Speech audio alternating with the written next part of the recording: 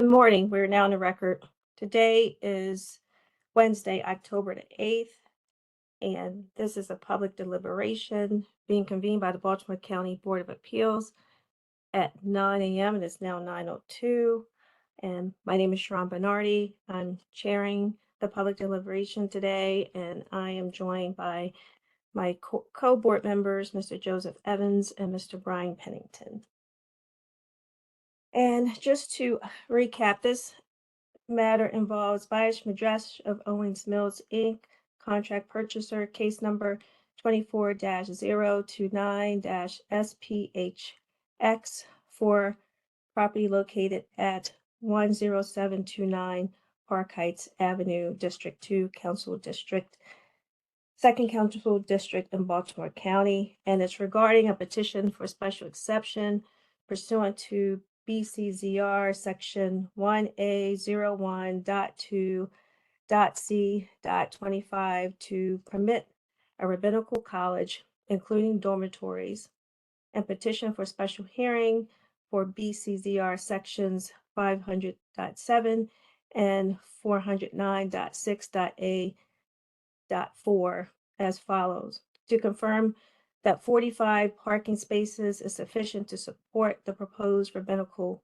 college use, and to amend the previously approved site plan and relief in case number 2010-0280-SPH, specifically regarding continued use of the 3 existing single-family homes approved as non-conforming uses. And it states it's necessary to confirm that no new landscape would be required for the conversion of the existing improvements into the proposed rabbinical college's use. And we held several days, I believe it was 6 days of hearing on this matter. And so there are numerous issues that were raised regarding the use, and what I hope to do today, just for I guess efficiency and to make certain that we have a clear record for the deliberation, is to point out those major issues as we go through the analysis. But please, if I exclude something, I want you to interject and make certain that we cover everything that we feel needs to be deliberated as a panel today. And so first I'll start with, I believe, the issue of whether the rabbinical college meets the definition of a college. If so, does the definition of the college includes or reasonably expected to include dormitories? And the parties both referenced, reliable dictionaries and what the definition of a college is and what it includes and doesn't include. And they both have opposing positions on whether or not dormitories are included in the definition of college. And why it's important is if it doesn't include the definition of, if the definition does not include dormitories, then the Protestants raise the issue, and I think it's a valid issue and would be a persuasive issue, that dormitories are not permitted in RC2 zone. And wanted to get your opinions on that.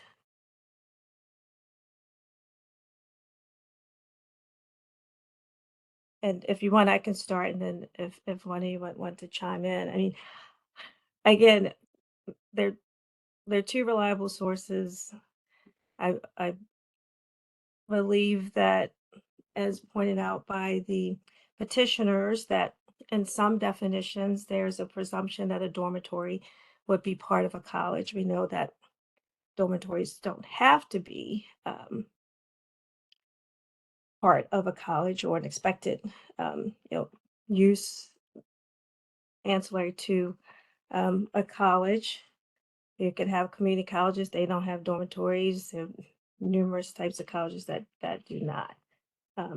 where I was going to go, but I wanted to get your opinions, is that if there was a presumption that dormitories could be an expectation of a college or adjacent to the use of a college, then I was going to go into a discussion of what the prior use of the property was, because the Baptist home used the property for numerous years, as early as 1963. They had initially, I think, 40 units, and it grew until the time it closed to more than 100 units being provided. And I believe that that boarding house use is very similar to what occurs with a dormitory. But wanted to get your both of your feelings on whether or not dormitories are an expected use or reasonably expected use. Well, I'm not sure, honestly. And I don't really, the way I looked at it was I didn't really think the definition of school or college was central. I mean, what matters is the distinction that the BCZR makes, not the distinction that Webster's makes. And as I understand it, this was not briefed by the petitioner, but as I understand the argument, there are sections in the BCZR which distinguish between college and dormitory. In particular, in the DR zone, density residential zone, the the provisions talk about if dormitories are part of college. They talk about private colleges and they talk about dormitories as separate entities. So the BCZR and dormitory is a separate use defined in the regs. So there are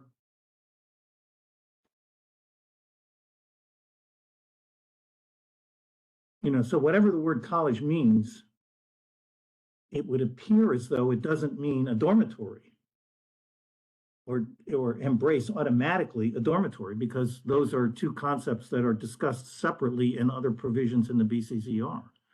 So it doesn't matter what college might otherwise mean, because college and dormitories are viewed as distinct.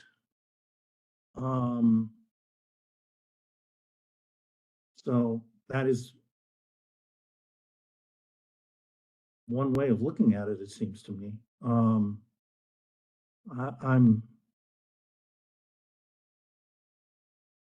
so then the question segues into whether it's an accessory use. And that's not at all clear. I mean, accessory uses are questions of whether the dog's wagging the tail or the tail's wagging the dog. And here the dormitories are, in terms of size, at least as big as the main building or the main activity. And of course, it's the main contributor to the water usage and septic field problems. So I don't know, I don't know. I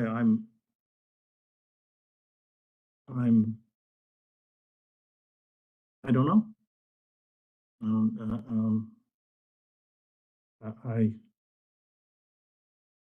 I was surprised by the argument. I hadn't anticipated the argument. This was not argued in front of Judge Belt in terms. The question of the differing uses in the BCZR of the word college and the word dormitory was not argued in front of Judge Belt. So there's nothing back in the, back there that this is de novo, but in terms of legal issues, he wasn't asked to rule on it as we are being asked today to rule on it in the same context. So I'm troubled by it.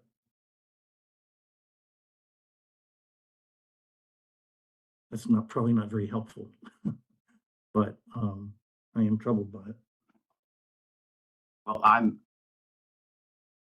am of the belief that a dormitory is an accessory use to a college. I mean, college isn't defined in BCZR.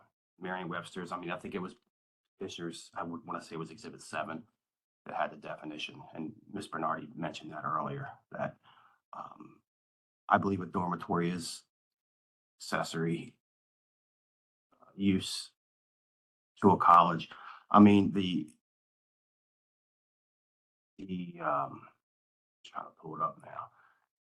The zoning regulation, the 1A. Trying to pull it on.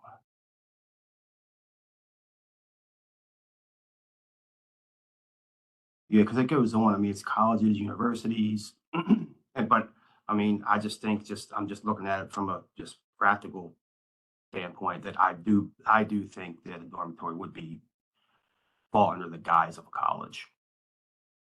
So that's where I am on this. So you think I think it's permitted by special exception. You think that just so I understand, are you saying that the dormitory is inherently part of a college, or are you saying that a dormitory is an accessory use? It's an accessory use, I believe. Accessory use. Mm-hmm. Yeah, that could well be right. I mean, I mean, to me, it's just poor wording in these zoning regulations. I mean, you mentioned colleges, universities. To me, like when you say university, I would imagine that would include dorms. Colleges, I would imagine that would include dorms. Sure, but it can be a college with a dorm in a different zone. It can be in the DR zone. It doesn't have to be in the RC2 zone, which is rural conservation. I mean, so yeah, I get that, but just because you can have a type of college in an RC zone doesn't necessarily mean you can have any kind of college in an RC2 zone. I mean, we are talking about different zones with different functions. I mean, a DR zone is a density residential. So having a dormitory in a density residential is pretty reasonable. Having a dormitory in an RC2 zone outside the URDL, that's really I mean, that's a different animal. So what I don't buy is what I don't accept is that college necessarily means dormitory. And Ms. Evans, if that is still unclear, would you consider granting the special exception on other bases similar to what I mentioned previously, that the prior use had multiple residents occupying that property in a similar way as the rabbinical college has testified to its proposed use of the property? Well, I don't know. I guess I'm prepared to. I'm prepared to find that the dormitory is an accessory use, like Mr. Pennington. So that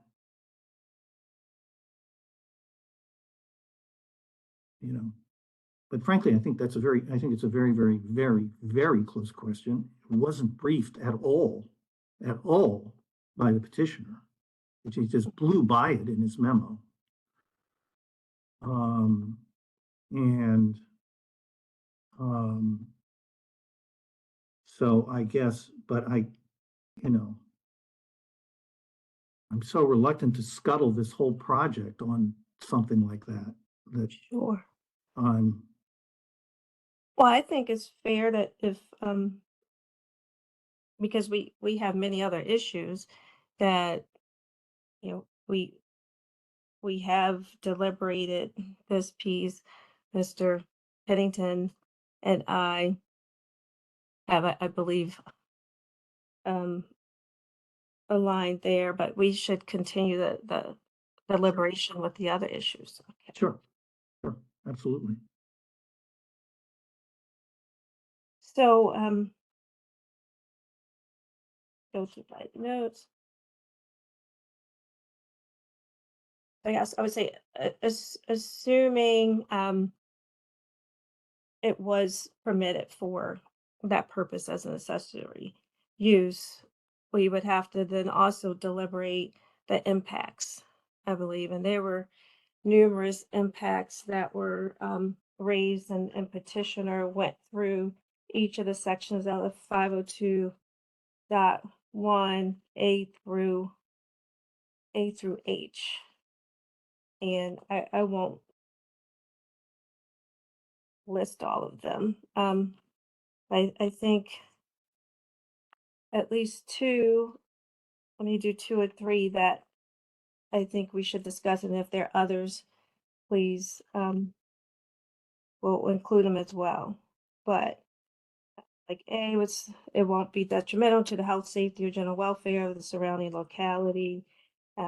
Petitioner said that, the use has far less of impact than other uses, um, because of the nature of the school. I tend to agree with that, that the rabbinical college would not tend to create additional congestion of roads, streets, or alleyways, which is B. Again, that went to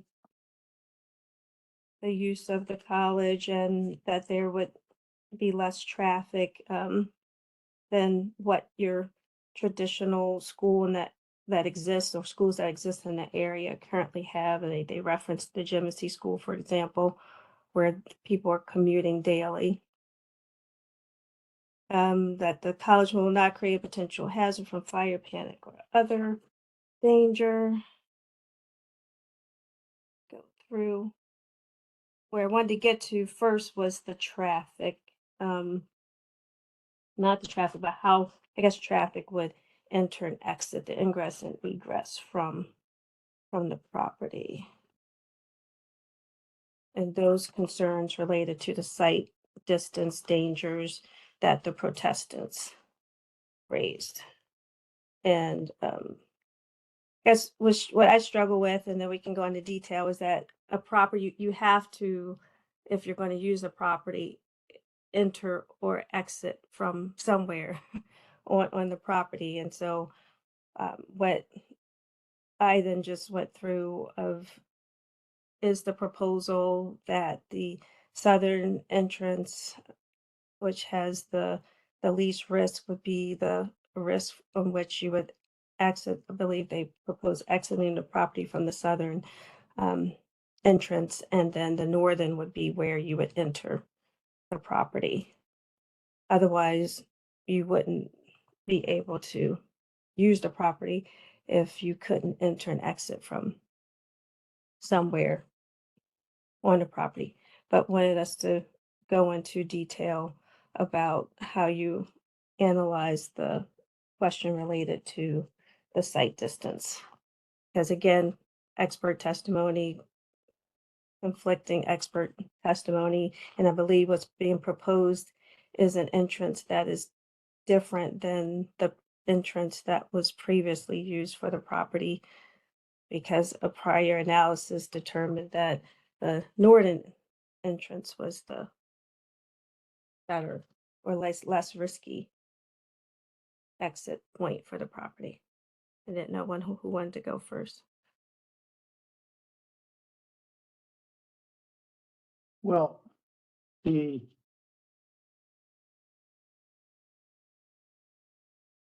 everyone agrees that the northern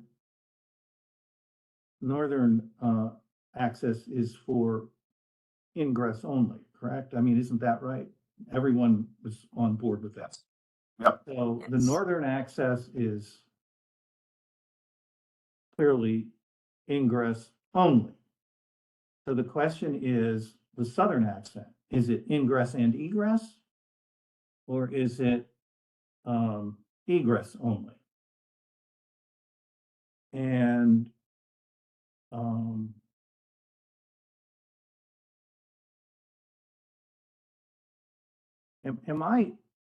did I hear Cornelius's testimony correctly? That he testified in 2011 that it should be exit only? Is that what he testified to back then? Because then, I have to because find my notes, but that's what I recall too. That's what I was referencing, that the recommendation is different than what was proposed in that prior case. right. And I would have to find that. And he conceded, actually, okay, yes, you're right. That should be exit only. No ingress, only egress. I think that's what Cornelius conceded. I think, if I recall correctly. If I'm wrong on that, I'm wrong on that. But my recollection is that's what he said. And if that's what he said, then I think that that's what we go with. But that's where I was landing. I don't know about you, Mr. Pennington, that the southern area would be egress only. Yep, I agree.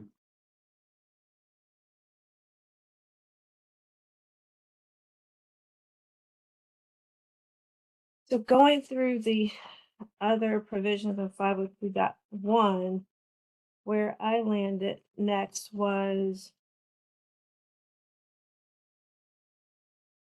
under H and see. So I was the rabbinical college would not the petitioners were arguing would not be detrimental to the environmental and natural resources of the site and vicinity, including forest, streams, wetlands, aquifers, and floodplains in the RC2 zone. And that's where I struggled because of the expert testimony regarding the septic issues and all of that that related to how the waste would be discharged, and wanted us to spend time here discussing that.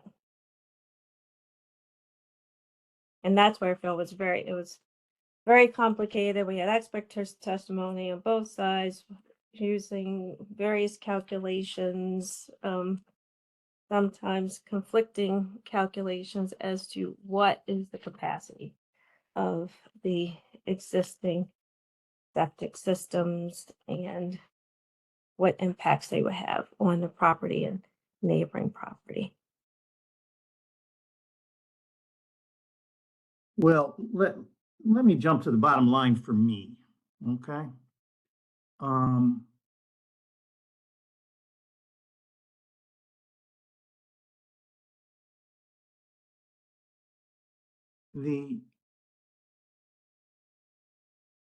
Well, maybe it's not the bottom line.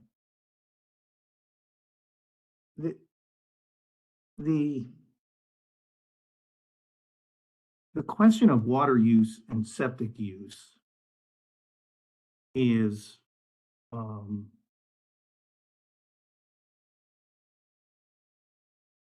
don't know, kind of muddled. But much of it hinges on this information from the New Jersey Yeshiva, okay, Exhibit 27. I mean, we heard a lot of, at times people in the hearing complained about hearsay. But boy, talk about hearsay. Wow, this exhibit is is the most hearsay-laden thing I think I've ever seen in 45 years. We don't know who compiled it, how it was compiled, what instructions were given to the person who compiled it, what it was based on, what the circumstances were during the yeshiva during the times in question. We don't know how many students there were, how many were boarding. We don't know whether there was a kitchen or a laundry. We don't know how the information was given to Richardson. We don't know who actually sought the information. We don't know what information was given to the people who supplied the information that might have influenced how they collected the data. And every single person who used this data, and everyone was apparently obliged to use it, interpreted it differently because it's so vague and so amorphous and so almost absurd, frankly. Richardson interpreted it one way. Apparently, the county interpreted it, I guess, similarly to Richardson, but Powell interpreted it differently. You know, Kuntz and White interpreted it differently. Everyone was obliged to struggle with this piece of paper that was sort of untethered to anything. And we didn't hear from Richardson. To my mind, that was significant. We didn't hear from Kopechnik. That to my mind was significant. All we really heard about the way the county would deal with this stuff was from an employee who hadn't been there in 11 years.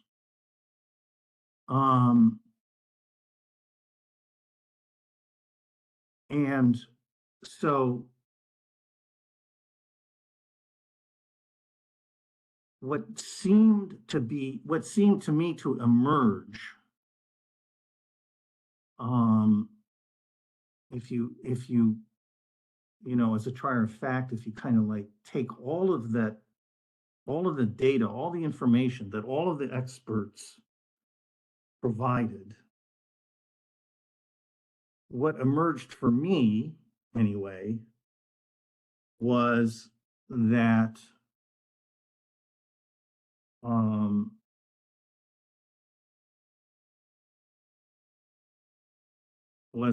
it was possible for the septic field to absorb 48 students, 2 faculty, and no kitchen, and limited laundry.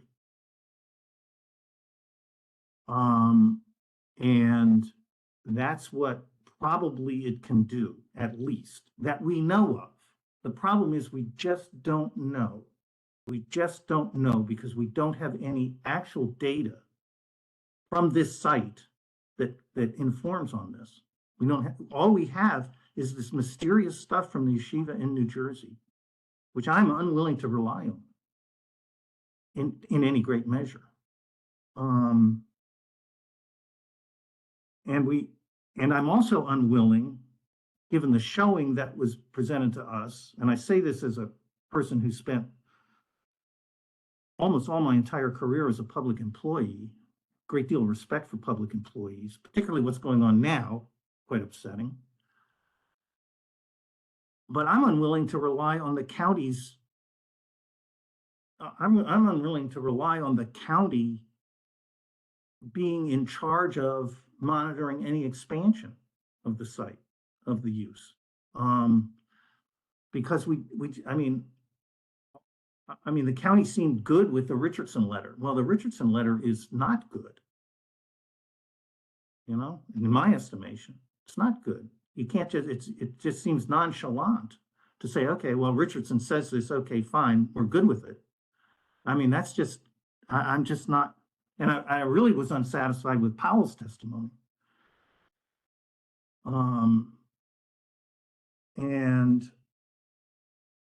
frankly, I thought, well, Powell's a whole different issue, but I mean, I'm okay with granting the special exception if it's limited to 48 and 2 with no with no, in terms of its impact on the environment I'm talking about now. That's where this all comes in. But I'm not willing to cede future growth to the county. That's, I guess, where I would draw the line.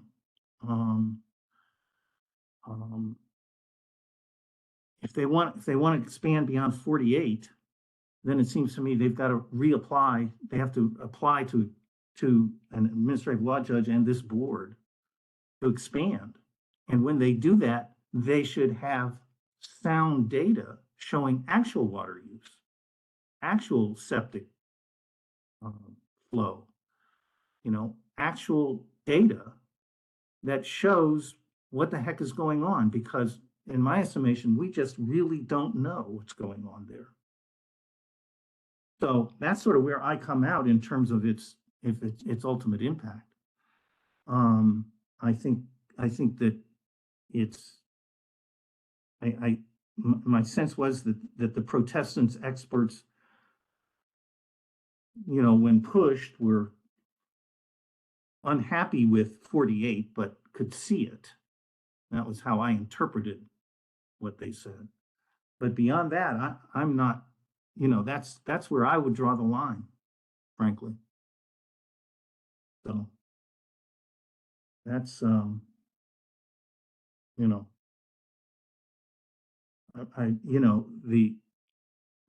went into this thing, frankly, again, I went into this thinking that, everyone who's familiar with the area knows that there's congestion at rush hour on Park Heights Avenue in this area. Everyone who's familiar with the area knows that there are well and septic problems up the wazoo in this area. Everyone is redrilling wells. Everyone is expanding or altering septic fields. This area is it's notorious for those things. And I thought that this use would be the word that was tossed around, benign. I thought it would be the most benign use available for such a large piece of property that probably can't be subdivided. So I thought this was all really going to be very good. But the more I heard, the less sanguine I felt. I don't know if we were expected to rubber stamp this or not, but it just seemed to me that these water usage and septic issues and nitrate issues and stuff, they are real. They are real, and I don't feel like anyone in a position of authority seems to have taken them seriously. And that's why I'm concerned about having a limitation that can only be expanded if, by going through a neutral body with data. I mean, if the county's willing to accept Exhibit 27 as legitimate data, then that, to my mind, eliminates the county as a reasonable arbiter as to how much use is appropriate. So that's where I am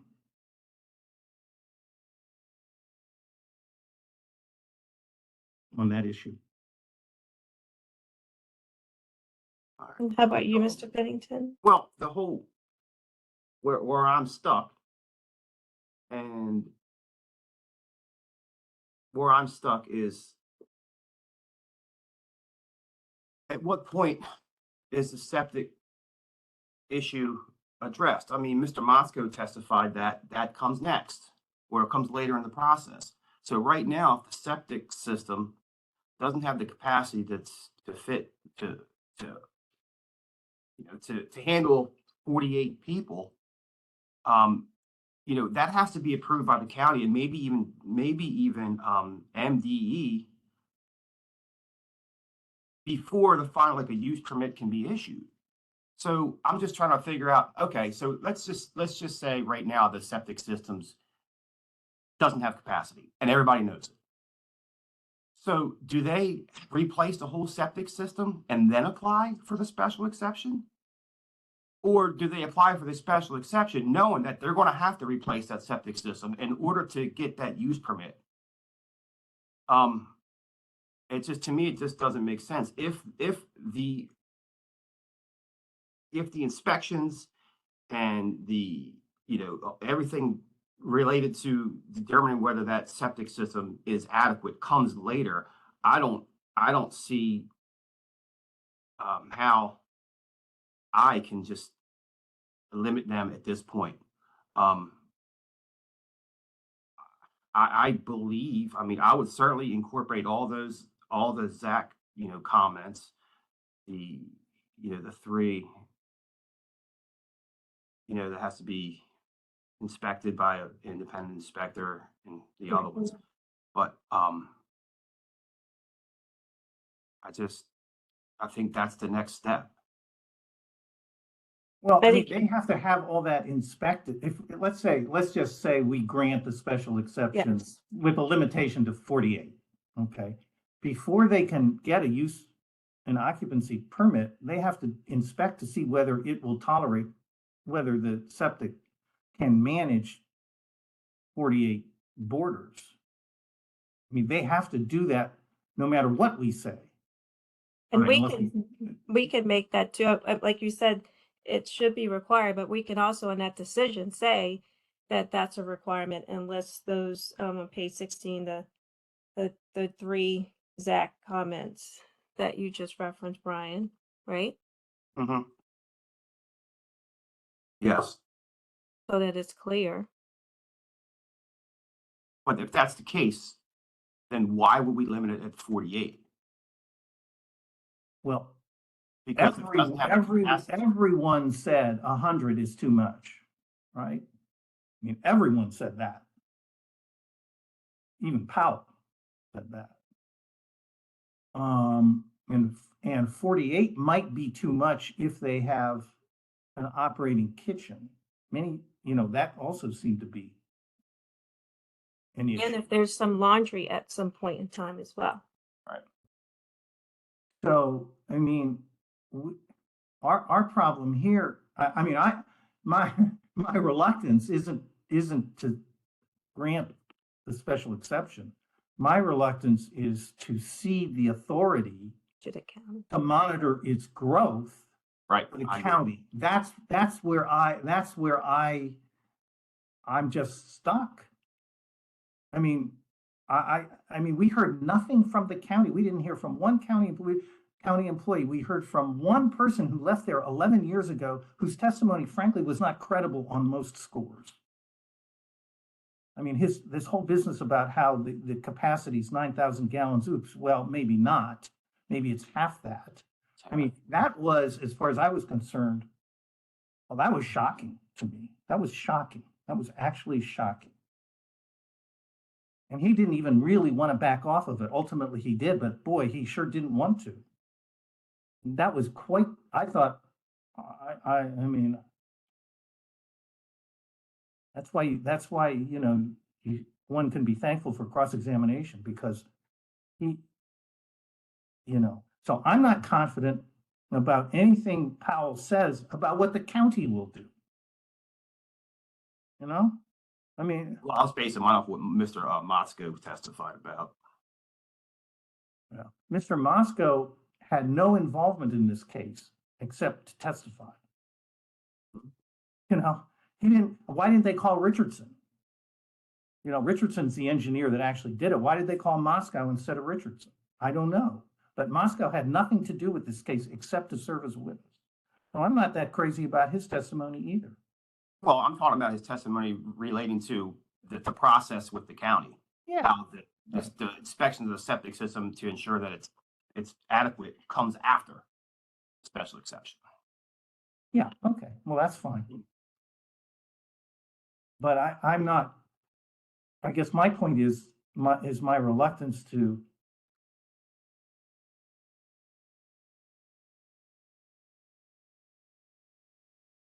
I'm just reluctant to say, okay, we grant the special exception and it's up to the county ultimately to determine we limited initially to 48, but it's up to the county to determine how it can grow, if at And all. it does appear with the prior use that each time the Baptist home increased the number of units or residents, that they then came back and received approval. I believe that's what I read. But I agree with you, Mr. Evans, that, I mean, part of 502.1.I is for us to be certain that the college will not be detrimental to the environment or natural resources of the area. And we aren't certain of that. The permitting process, as you mentioned, Mr. Pennington, should better ensure that. But I would be more comfortable, given the testimony that we heard, to limit it to the 48, the two faculty, and no kitchen, no laundry, and any future growth or other types of uses, including adding the kitchen and the laundry, would require a subsequent request for special exception.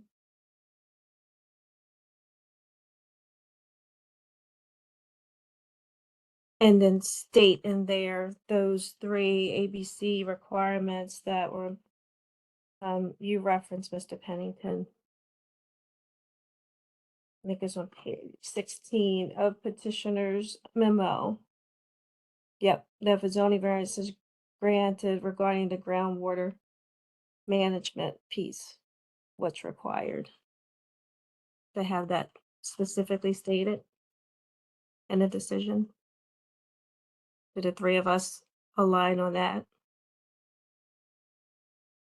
So, Mr. Pennington, are you unwilling, you seem reluctant to limit it to 48? Is that?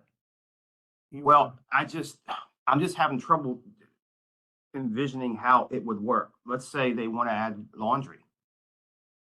So how would they show the county that adding laundry would still, you know what I mean? It wouldn't overburden the septic system when there's no historic data and they can't rely on anything else. Well, they could have they could, when they open, let's say they open up, say they get a use and occupancy permit and the school starts, they'll have water meters. They'll have their own meters that shows their use, it shows the extent to which they're using the septic.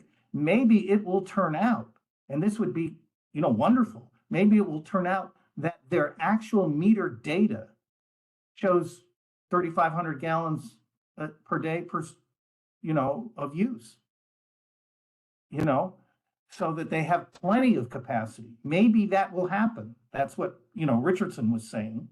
Maybe if there was actual data from meters that were legitimate, then wow, that's great. That works just fine. Then we have data. Right, but do we have benchmarks or standards from the county that says, okay, so the gallons per day is, let's say, 50 gallons per day, but if you add laundry is an extra 4 gallons per day, or a kitchen's an extra 10. I don't remember seeing anything like that. So that was my question. Like, how do they come back and say, okay, well, we don't have laundry, we want to add laundry. So what do we have to show you, county? You know what I'm saying? Like, what type of usage do we have to show you for you to approve laundry? I thought that was in those standards. Was it just They laundry broke down with itself? schools. I would have to look at the specific page. I know for the schools, they did have something definitely for kitchen, but I thought they Right. did for laundry. It might have been like 10. Okay. Right. I mean, food service is the food service is the real, Right. the backbreaker. That's the thing that jacks up the amount of water usage and discharge. I don't know that laundry is a huge issue, but it seems to me that if they, let's say they operate for 6 months with 48 students and catered meals. One thing I did agree with Powell on was the cumbersome nature of having catered meals for a long period of time. I mean, it just as a common sense matter, it seems difficult to do. But if after, let's say, 6 or 8 months of using catered meals, they can show that they have a very minimal water usage, then it would seem to me reasonable to add a kitchen, right? I mean, I'm just worried about leaving that decision up to the county. The county, I mean, without assurances from the county that they would have any rigor at all. I mean, the only thing we heard attributed to the county was the hearsay statement from Kopechnik that, well, you know, the Baptists were there, fine. This is no different than that. Boom. That was, and if that's the county's attitude, I mean, it's extremely nonchalant, relying on something that was 40 years old. Yeah, but we also know in reality, it's not a quick thing, right? So if 6 months go by, then they say, you know what? Water usage is great. Let's apply for special exceptions so we can use a kitchen and laundry. That's a year and a half away. Could be. You're right. It's right. You're right. That's pretty cumbersome too. Right. Yeah, I get that. I get that. Well, and you would have more data points at that time as well. I think you would need several months of almost a year's worth of data to be able to see what the true impact would be. So, Mr. Pennington, what were you, and we can, I mean, where I am, I mean, I would be okay with limiting it to the 48 students, but I would not put the I would not put the clause in there where they can't have kitchen or laundry. I would include that. That's where You would leave that up to the county. I would leave it up to the county, correct. I would not preclude them from having, in our order, from having kitchen and laundry. But you would be good with limiting it to 48. I would be okay with that. So that if they wanted to expand beyond 48, they would have to come back to With real expand. data. Right. I mean, I guess I think I can live with that, actually. I mean, we leave it up to the county as to whether or not they can have a kitchen service for the 48. okay. And then- But beyond that, the county wouldn't be able to, wouldn't have the authority to permit them to expand the number of students. I- Is that, I could live with that. I can live with that. You know, I can. I think that's a fair compromise. Okay, that's great. I do believe that we should also discuss our LUPA argument, although it was very brief in the memo, but I do believe that we should go on record with that. I mean, I did give consideration to our LUPA, and I know that Rabbi Newman stated that currently the yeshiva doesn't have a permanent home.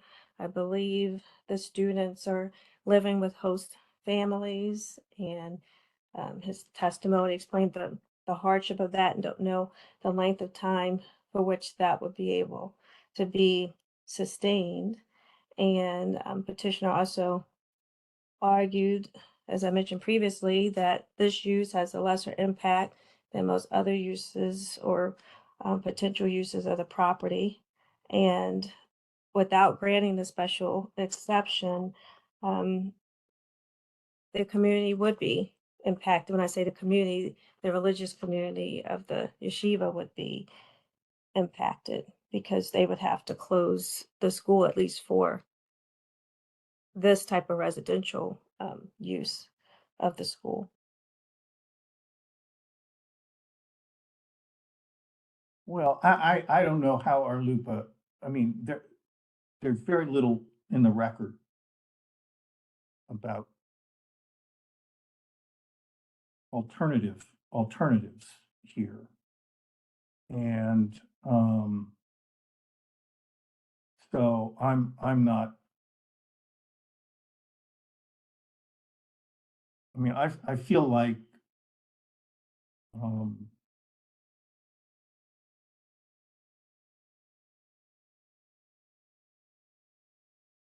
I feel like saying that this is I feel like saying that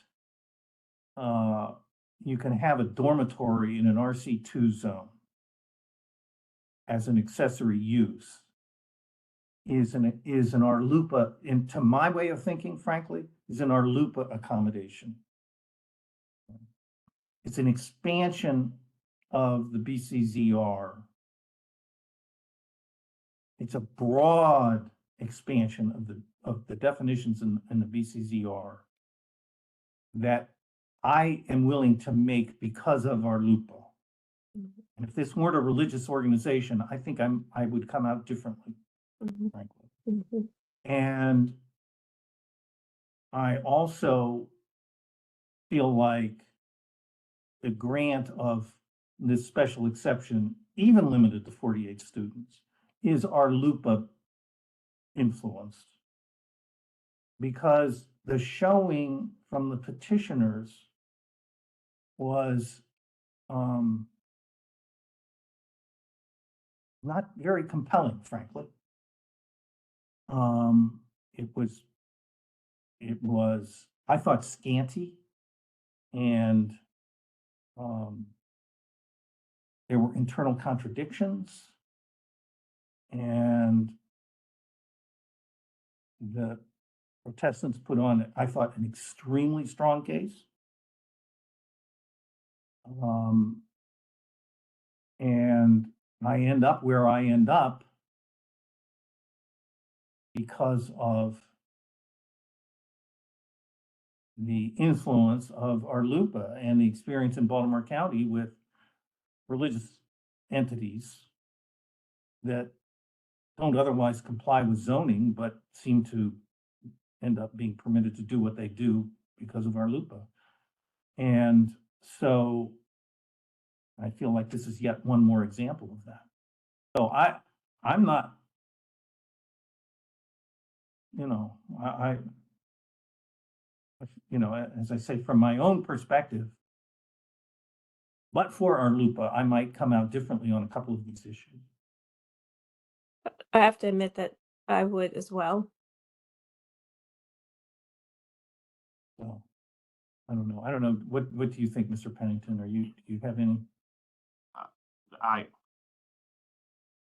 agree.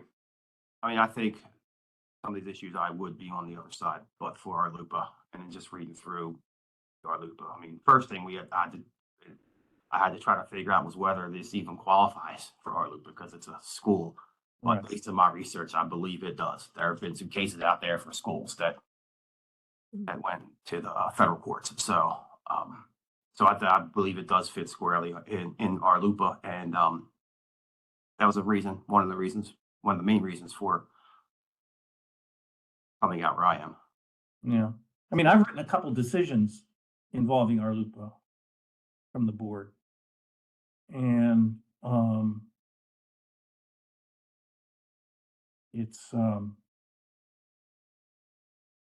I have, you know, in a couple instances, I've concluded, as I am here today, that I would, well, one is sort of sui generis, doesn't really matter. But it was a situation where the religious entity absolutely did not qualify for anything. But because of our LUPA, we permitted it. I've had a couple other situations where, particularly where we've had small religious congregations in residential areas where it's been very close to the line, but we felt like our LUPA, carried the day. So, it's out there and it's part of the process. And I guess, we have to acknowledge it. Right. And we'll make that clear in the decision. Because we all aligned there. So then, in closing, I guess the other, I think there were 3 Deal with parking. exceptions related, the parking, Yeah. the continued use of the rental property. So, and it was one other. I don't think the protestants even bothered to contest that. Right. I mean, that's the easy part. That's the easy part of the case, that I'm good with that. Okay. Or LUPA or not, I'm good with that part, So. Okay. Well, I want to thank both of you, because I know that the hearing at some points in time became very contentious. I know that this is an adversarial process, and both representatives are very passionate about the work that they do. And I believe that we as a panel gave it the full attention that was provided for us, and that we have deliberated on all of the major issues that were presented. And I want to thank council for their briefing material, as well as their presentations. But most of all, I want to thank the 2 of you for serving on this panel with me. And I appreciate your professionalism throughout the whole process. So thank you. We thank you. Thank you. You did a wonderful job. Yeah, you did a This was huge not, job. this was not easy. No. So, Thank you. thank you. But we conclude this hearing, we will issue the decision.